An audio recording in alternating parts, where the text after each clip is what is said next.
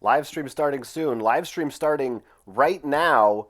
Welcome to Roll for Crits. Live stream tonight starring me, Jonathan.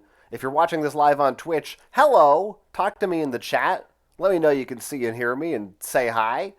And I see already EarthFat is in the chat and says first, so I love that.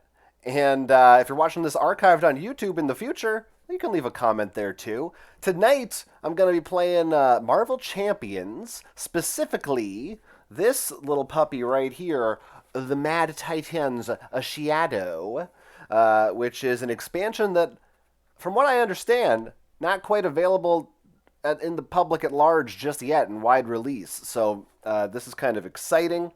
Now, normally when I do a Marvel Champions stream, it's been a long time since I've played, and I play with a new hero against a new villain, and I can't remember half of the rules.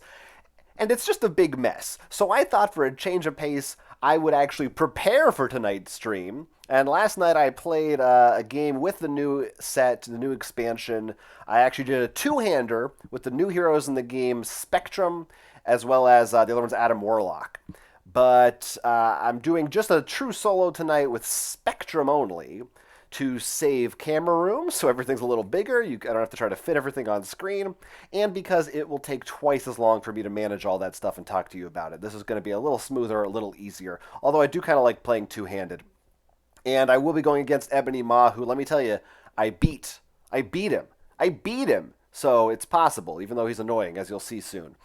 So I haven't tried any of the other villains yet that are in the set, in the Mad Titans Shadia. I'm sorry, I don't know why I said it that way.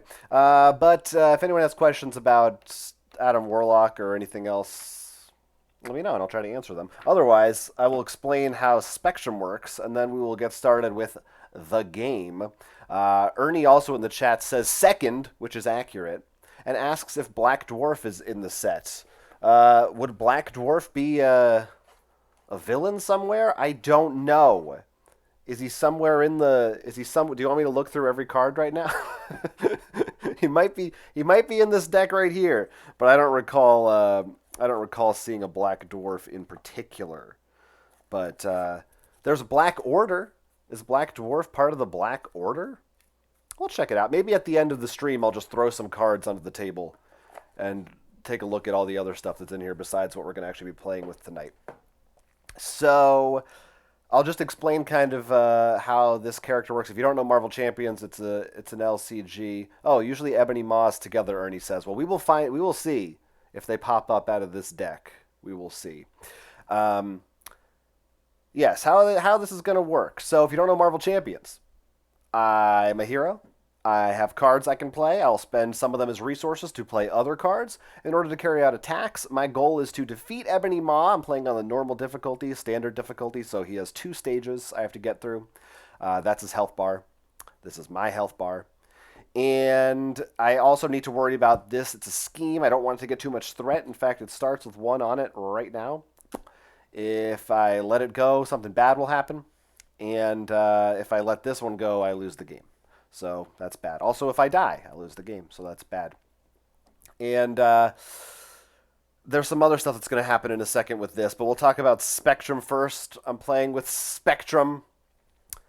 And her alter ego form is Monica Rambeau. Her big thing is that she has, you might notice I have a pile of cards here that you might be confused about.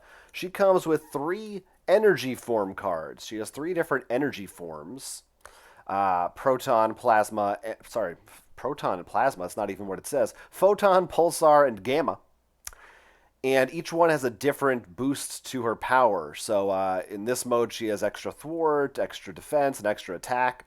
And they also do something every time you switch to them automatically. So there is a benefit to switching between them constantly because you'll keep getting little pings here and there. Something I also liked about both Spectrum and Adam Warlock is they both seem pretty well rounded. They both have kind of ways to deal with a lot of different things by themselves. And that's basically her gimmick, is switching between these, but she doesn't start with any of those yet until she switches to hero form, then she can pick one. Also, I did modify her basic deck a little bit. I just swapped out a handful of cards for some other ones. I didn't go crazy looking through all the different deck builds I have together, but I did a little bit of a swapsies, but mostly working with the deck that it came with, so you'll get to see a lot of those cards. And her hero cards, obviously. Let's see. Earthfat asked if I finished any of the other campaign boxes. Yeah, I played through all of, what's it called? Red Skull. So I did finish that one. I have not gone through all of Galaxy's Most Wanted. That one's still woefully underplayed by me, as are many things in my life. But I hope to get to it at some point. And Dorokiryu asks if I'll play through the entire campaign on stream. No, I don't think so. I don't think so. Maybe I'll pop in for another villain here or there, but I don't think I'm going to be doing. I don't think I'm going to be doing all of them. Hoser says I should be more like Will and start my stream about 7 minutes late.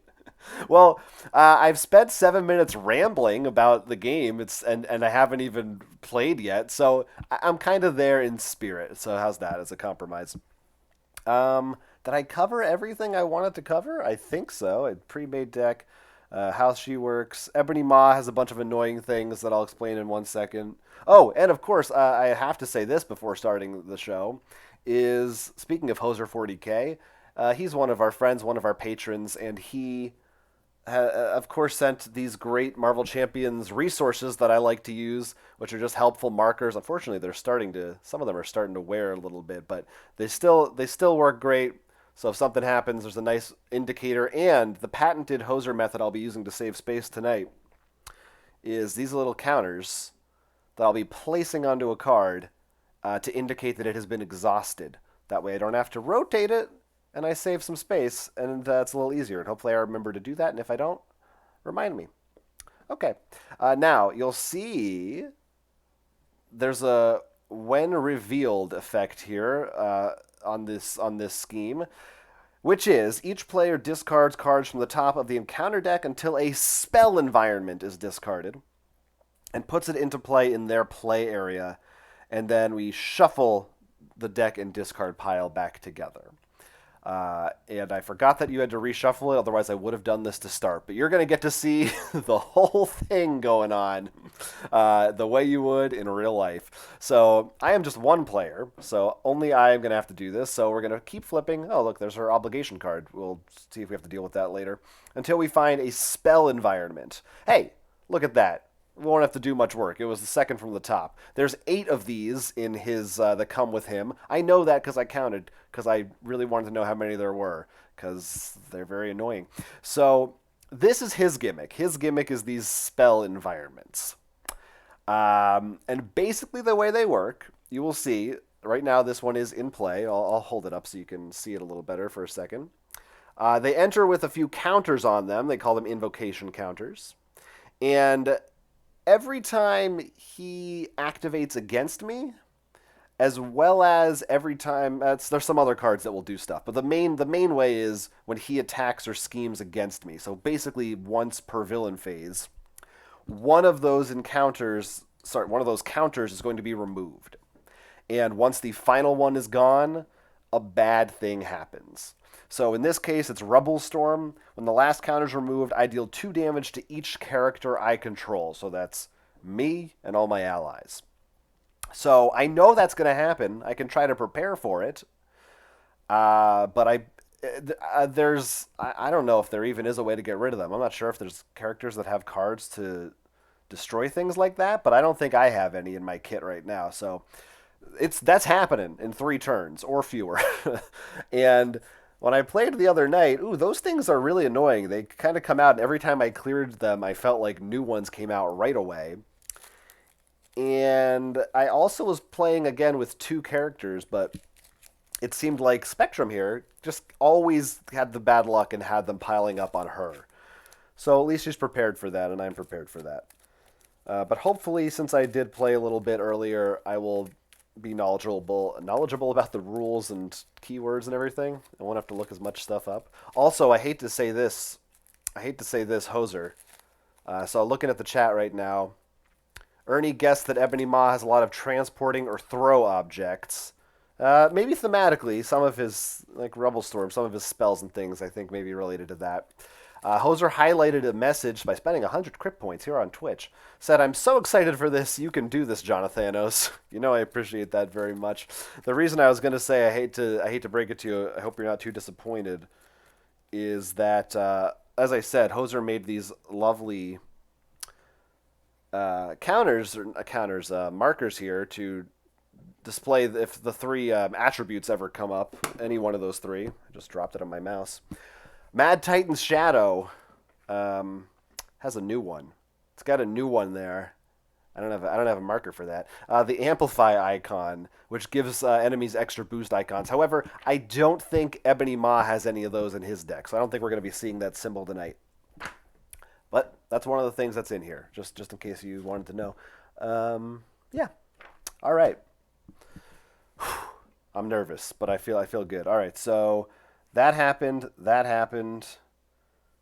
This is good. I'm going to draw my opening hand with just 6 cards. 3, 4, 5, 6. And, ooh, this is, I probably should not mulligan. All right, so I'll show everybody what I'm working with right now. I've got 2 of my big energy cards. Anyone who doesn't know, I'm bad at shuffling, so you can blame me if this deck seems poorly shuffled. Oh, Hoser says Galaxy's Most Wanted he thinks is new